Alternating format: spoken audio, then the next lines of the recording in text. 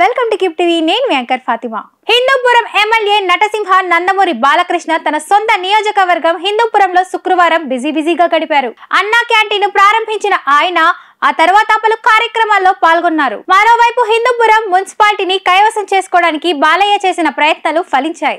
దీంతో శ్రీ సత్యసాయి జిల్లా హిందూపురంలో వైఎస్ఆర్ కాంగ్రెస్ పార్టీకి బిగ్ షాక్ తగిలినట్లు అయింది. బాలయ్య మంత్రాంగం ఫలించడంతో హిందూపురం మున్సిపాలిటీని టీడీపీ కూటమి కైవసం చేసుకోనుంది.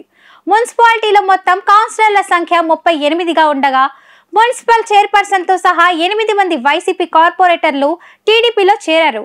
వారికి కండువా కప్పి పార్టీలోకి ఆహ్వానించారు ఎమ్మెల్యే బాలకృష్ణ.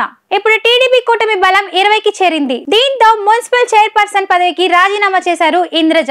రాజీనామా పత్రాన్ని మున్సిపల్ కమిషనర్ కు అందజేశారు. మరోవైపు ఈ నెల 20న మున్సిపల్ కౌన్సిల్ అత్యవసరంగా సమావేశం కానుంది.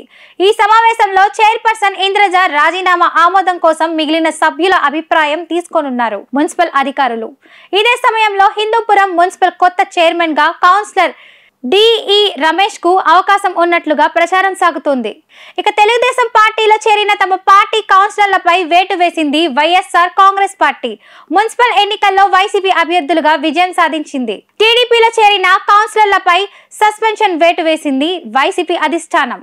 పార్టీ ఫిరాయించిన 11 మంది వైసీపీ కౌన్సిలర్లను సస్పెండ్ చేస్తూ నిర్ణయం తీసుకుంది. కాగా హిందూపురం మున్సిపల్ చైర్పర్సన్ ఇంద్రజతో పాటు 8 మంది కౌన్సిలర్లు ఎమ్మెల్యే బాలకృష్ణ సమక్షంలో గురువారం టీడీపీలో చేరారు.